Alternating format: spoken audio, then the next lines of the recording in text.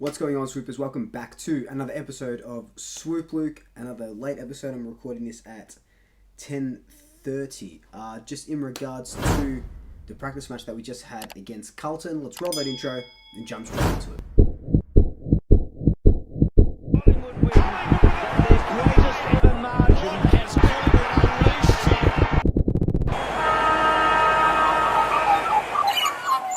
So off the top, just really want to emphasize that this was a practice match. It was 7 periods, not 7 quarters, like I mentioned last week with the Geelong game. 4 quarters of 25 minutes, 3 periods of 10-minute stints.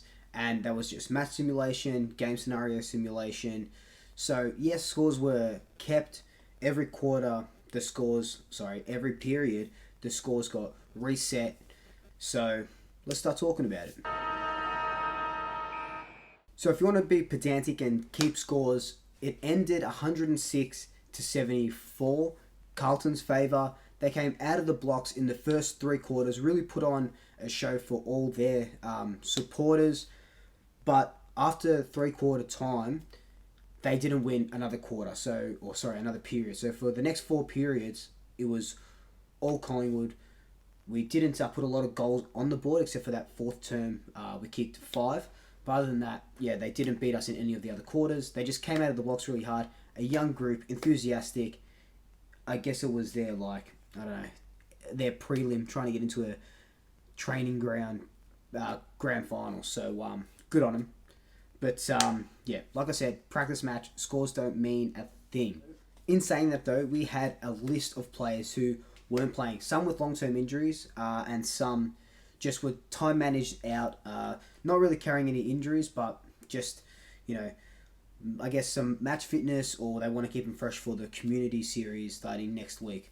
So besides the long-term injuries in Greenwood, Varco, Langdon, and I guess you can put Beams in there, DeGoey, Stevenson, Howe, Crisp, Maynard, and Phillips, and Roughhead didn't play this game. So of those, what did I just name, 7 or 8 players, they walked straight into our best 22. So you can see that obviously we didn't have our best 22 on the field, and I can't emphasize enough that it was only a practice game. So everyone that's up in my comments saying, what's going on or whatever, we lost to Carlton, not really. If they want to keep score, good on them, but just a practice game.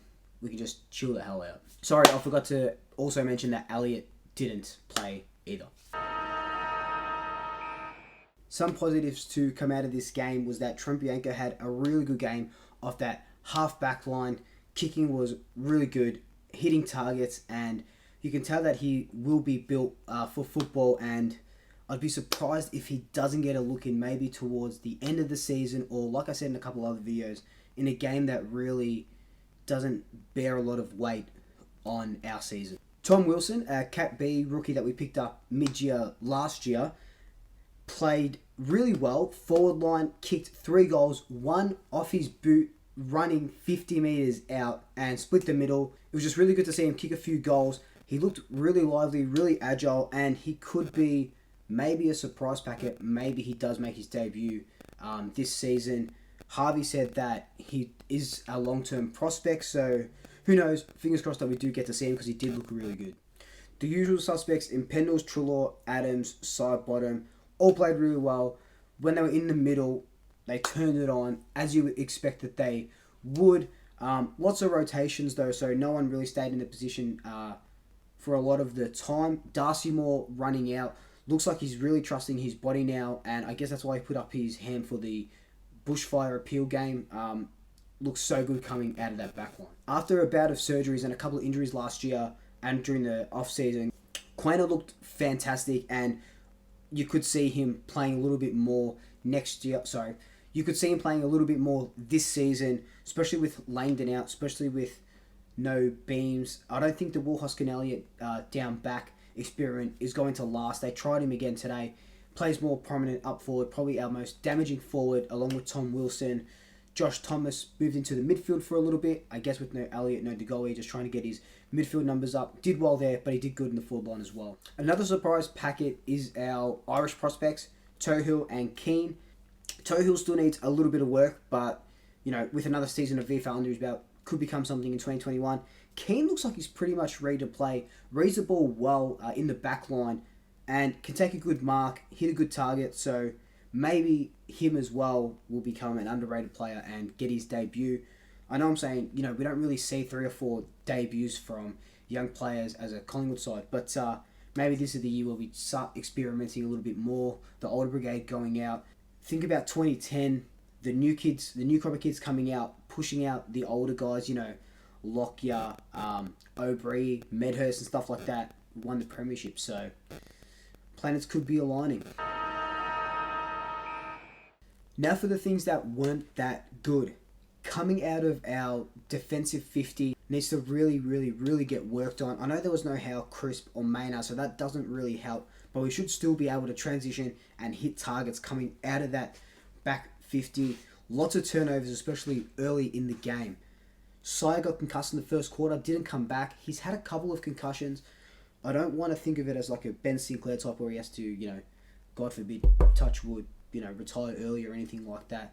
He'll be managed. Maybe he won't play that first community game against Richmond, so it's touch and go there.